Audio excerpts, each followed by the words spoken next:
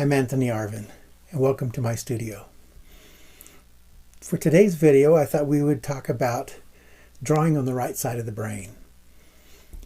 That's a concept that was proposed by an author named Betty Edwards back in the 1970s in a book by the same title, Drawing on the Right Side of the Brain.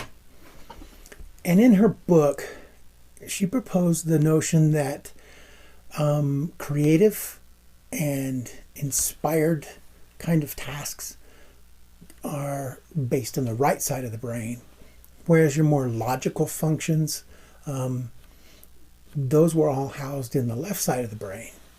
And that for creative endeavors, you actually want to switch into that right side of the brain.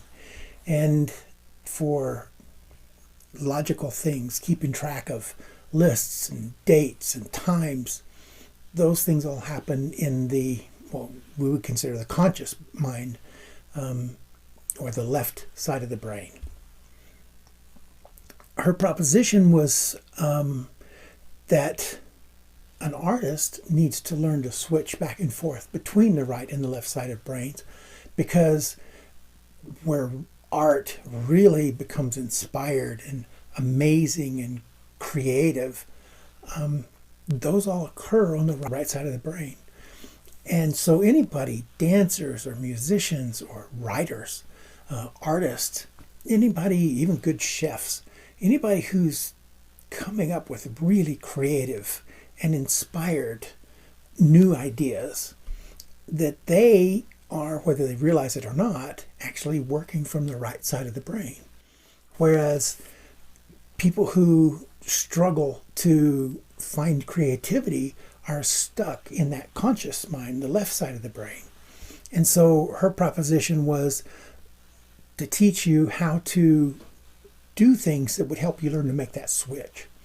And the best evidence I can give of it is oftentimes you'll struggle with the problem and struggle, but you just can't make something appear. Writers refer to it as waiting for their muse. They'll sit down with a typewriter, in the old days, they would sit down with a typewriter with a piece of paper in it and just, get a migraine over trying to come up with something creative to put on the paper. But it has eluded them until at some point in time they had an aha moment and creativity came. Well, they refer to that as the coming of their muse. But it actually was the point at which the left brain gave up control and the right side of the brain, which was always there, it was just being suppressed by the left side of the brain. It comes forward with its ideas. And it is the daydream state. It's not a trance. It's not hypnosis. It's actually just the daydream state, just like you had when you were a child in school. And whatever the teacher was discussing was so boring, you checked out. You just kind of begin to daydream. That's the right side of the brain coming to the forefront. The left side of the brain was thoroughly bored, checked out, and that allowed then the creativity to come through. It often happens, you're struggling with something, and you just can't get that inspiration you need. And it could be an engineering problem. It doesn't have to be an art endeavor. But you get into the shower and you have those aha moments. And it's because in the shower, the left side of your brain no longer feels the need to be in control. There's nothing it's needed for. This is something that you've done so many times, it's just kind of automatic. And so the left side of your brain relinquishes control. That creativity then is allowed to come to the forefront, and bingo, you get the aha moment, the inspiration. That solution had been working in the back of your mind all along, but it wasn't able to come forward because the left side of the brain, the conscious mind, is a bit of a control freak and does not want to relinquish control. So it's not just happen in the shower. It can happen driving. I love driving long distances because I get off into what my wife refers to as driving mode. And I'm in my own little world. Now, I'm still driving the vehicle, so I'm aware of everything that's happening around me. I'm still controlling the car. But I'm in that creative state. And I'm allowed to, my mind is allowed to run free with very little inhibition so that new things can be explored and new ideas can be processed. In a real dream, reality really doesn't hold you back. Quite often, if you wake up and you remember your dreams, the sequence of events would make no sense to a logical mind. But in the dream state, anything's possible, so it just was allowed. Well, in that daydream state, in being right-brained, you don't have the limits and the inhibition of the left side of the brain, so you can get very creative.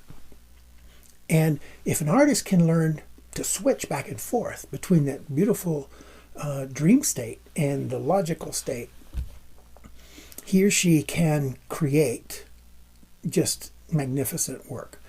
When I'm drawing right-brained, can get beautifully accurate perception of what's there. The shapes and the shades that actually make up an image, I can see those and I can replicate them faithfully. But when I'm left-brained, I draw like a fourth grader. The major components there, but the I in my mind is controlling everything. And so I learned young, and by young I mean 14, to switch back and forth between those two modes. And it's interesting being right-brained because things like time go away. I would sit down, I remember in high school, I would sit down to work on a pen and ink. And back in those days, we had 8-track tapes. For those of you in the audience who are older, you would remember 8-track tapes. But for the younger ones, it was just a storage medium for music that would play through, roughly an hour's worth of music, and it would start over.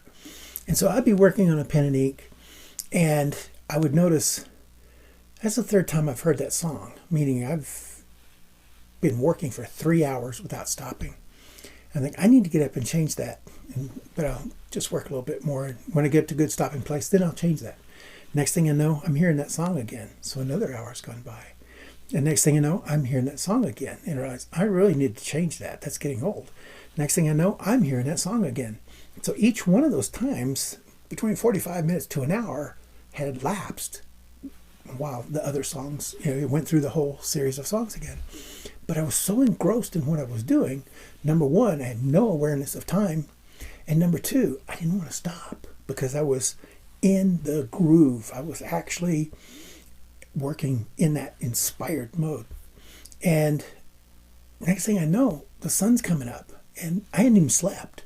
I've got, to shower and get ready to go to school, and I didn't sleep all night. And that's still a problem.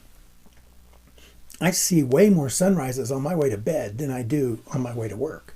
Because I'll frequently get, when the house gets quiet, there's no interruptions, there's no phone ringing, there's no things that would snap me out of my daydream mode. I can sit down to work on my art or my writing, and next thing I know, the sun's coming up. It just blink, because in the right brain mode, time doesn't exist. That's a left brain function. So you've got to learn to switch back and forth because time is kind of important in our society. There's kids to pick up from school, or there's things to drop off at the dry cleaner, or there's things that are time driven that's important that we do. And part of the reputation for artists being flighty and flaky is they spend so much time in the right brain mode, they forget responsibilities that are passing them by because they're unaware of the time. In the right brain mode, you don't have the capacity to know the time. The mere fact that you become aware of the time is enough to snap you back out of that state and let the left side of the brain take back over. And so learning how to draw on the left side of the brain, if you're interested in pursuing anything that's a creative endeavor, it would be worth it for you to get that book and to really, even if you're not interested in the art, do the art, we call them the exercises that are in the book, because they're teaching you how to switch back and forth. And so it doesn't matter if you want to cook or if you want to play music or you want to write. If you can learn to switch back and forth, you can create your own exercises which will do the same thing that would be less artist. It may be that you're practicing particular scales on a musical instrument. Whatever it takes in order to make the left side of the brain relinquish control so that the right side of the brain can take over. Those exercises are what you do in order to switch back and forth. So if you're interested in really becoming a realistic artist, or if you're interested in finding your muse as a writer, get the book. It'll help you understand profound ways to get to that creative heart, the part of you that's very unique and the part of you that makes the best when it comes to inspired creations. So thanks for visiting my studio, and I'll see you on the next video.